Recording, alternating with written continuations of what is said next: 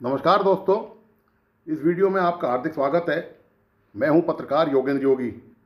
दोस्तों, मोदी सरकार के नए मंत्रिमंडल में और 18वीं लोकसभा में भाजपा की कुल 31 महिला सांसद और केंद्र सरकार में इनमें से 7 महिला मंत्री शामिल हैं। इनमें हिंदू लड़कियों के खिलाफ जहर उगलने वाली, उन्हें गटर की पैदाइश बताने वाली सांसद और एक्ट्रेस कंगना रनौत भी शामिल हैं। इन महिला सांसदों और मंत्रियों और संघ परिवार के मुंह में कंगना के हिंदू लड़कियों को लेकर लगभग गाली जैसे बयान को लेकर मुंह में दही जमा हुआ है। कुछ यही हालत संघ परिवार की भी है। ये सभी महिला भाजपा सांसद और इनमें से मंत्री बनाई गई महिलाएं हिंदू हैं, क्योंकि भाजपा किसी मुस्लिम को टिकट नहीं देती है। मतलब लोकसभा का टिकट की पहली शर्त ही हिंदू होना है। इनमें से भाजपा की किसी सांसद और मंत्री ने कंगना को लेकर एक भी शब्द तक नहीं बोला है। सबको पता है कि कंगना ने जंतर मंतर पर नीट परीक्षा लीक मामले में प्रदर्शन करने वाली लड़कियों को क्या क्या कहा है।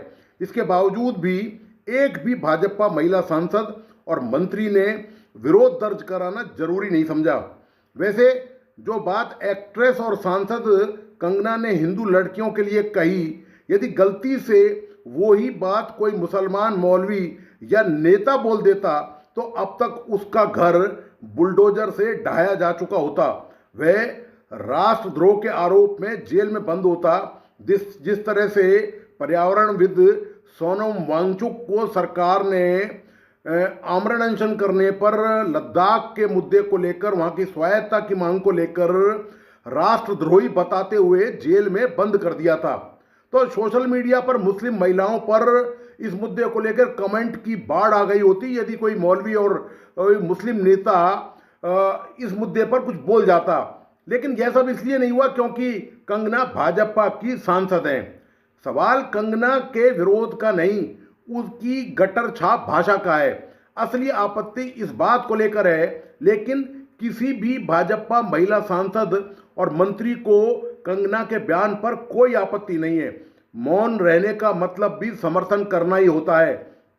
हो सकता है कि अंदर ही अंदर महिला भाजपा सांसद और मंत्री विरोध की बात करती हों, किंतु पार्टी द्वारा अनुशासन की कार्रवाई या किसी विवाद से बचने के लिए इन सभी ने कंगना के बयानों से दूरी बनाए रखी है। महिला सांसदों और मंत्रियों की यह दयनीय हालत दरअसल भाजपा के महिला सशक्तिकरण के दावों की पोल भी खोलती है। भाजपा महिला सांसद और मंत्रियों की यह हालत यह भी बताती है कि भाजपा में आंतरिक लोकतंत्र की हालत क्या है। यहाँ कोई भी अपनी बात कहने से पहले 50 बार सोचता है, फिर हर कोई यही सोचता है कि हम इस पचड़े में क्यों पड़े। कंगना के खिलाफ यदि कुछ करना भी होगा तो पार्टी करेगी, हमारा क्या लेना देना। कंगना की गटर छाप भाषा के बारे में अभी तक सिर्फ एक भाजपा महिला नेता और पूर्व मंत्री ने मुंह खोला है, वह है स्मृति ईरानी। स्मृति ईरानी ने कहा कि कंगना कई बार अपनी स्थिति स्पष्ट कर चुकी है, इसलिए वह अपनी ही पार्टी की एक सहयोगी के उस बयान पर टिप्पणी नहीं करना चाहेंगी जिसने पहले ही अपना पक्ष साफ कर दिया है। उन्होंने कहा कि मेरे सहयोगी ने कई बार अपनी स्थिति स्पष्ट की है, मैं अपने राजनीतिक संगठन की ऐसी सहयोगी पर टिप्पणी नहीं करूंगी जिसने पहले ही अपनी स्थिति स्पष्ट कर दी है। इसके अलावा किसी भी भाजपा की महिला पदाधिकारी ने अभी तक इस मुद्दे पर कोई प्रतिक्रिया जाहिर नहीं की है।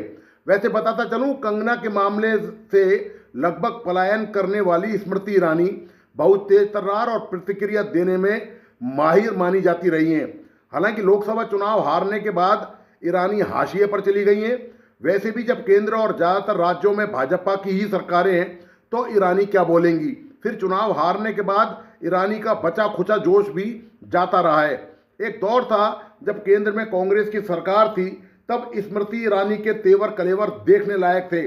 साल 2012 में निर्भया मामले के समय स्मृति ईरानी ने तत्कालीन प्रधानमंत्री मनमोहन सिंह की सरकार पर महिलाओं की सुरक्षा में असफल रहने का आरोप लगाते हुए उन्हें चूड़ियां भेजने की बात कही थी। उन्होंने यह भी आरोप लगाया था कि यूपीए सरकार के कार्यकाल के दौरान महिला आरक्षण विधेयक को पास करने की नीयत या राजनीतिक इच्छा शक्ति नहीं है।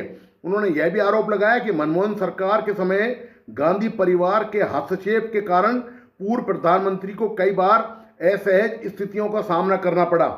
महिला भाजपा सांसदों और मंत्रियों के कंगना के बयान पर कोई प्रतिक्रिया नहीं देना जाहिर करता है कि देश में अब हिंदुओं को कोई खतरा नहीं है, ना ही देश में हिंदू संस्कृति खतरे में।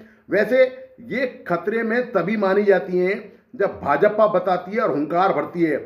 यह भी सब जानते हैं कि भाजपा चुनाव में ही ये बताती है और हुंकार भरती है। चुनाव जीतने के बाद हिंदुओं पर मंडराने वाले सारे खतरे गायब हो जाते हैं। राष्ट्रीय स्वयंसेवक संघ के प्रमुख मोहन भागवत ने अपने बयानों में देश के हिंदुओं को 4 श्रेणियों में बांटा है।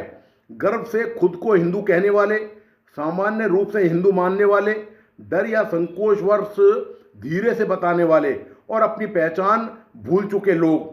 उन्होंने कहा कि भारत मूलतः एक हिंदू राष्ट्र है और देश की अंतर्निहित सांस्कृतिक एकता ही इसकी सबकी पहचान है।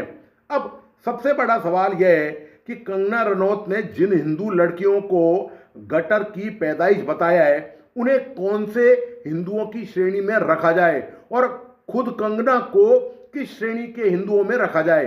खैर, कंगना ने जो हिंदुत्व के प्रमाण पत्र हासिल किए हैं, संघ परिवार के हिसाब से तो वो चारों श्रेणी में प्रथम श्रेणी से उत्तीर्ण मानी जाएंगी। वैसे संघ परिवार कंगना रनौत जैसे विवादित पचड़ों में नहीं पड़ता है। संघ परिवार ऐसे मुद्दों को अकेले भाजपा का अंदरूनी मामला मानता है। मतलब यह कि कंगना ने कपड़ों की तरह आदमी बदले या फिर फिल्मों में करोड़ों रुपए कमाने के लिए पर्दे पर अश्लीलता की सारी हदें पार कर डाली, इन सब से संघ परिवार का कोई लेना देना नहीं है। ये सभी भाजपा के देखने संभालने के मुद्दे हैं। यही वजह है कि कंगना के इस पूरे एपिसोड में संघ की तरफ से एक भी शब्द नहीं कहा गया है।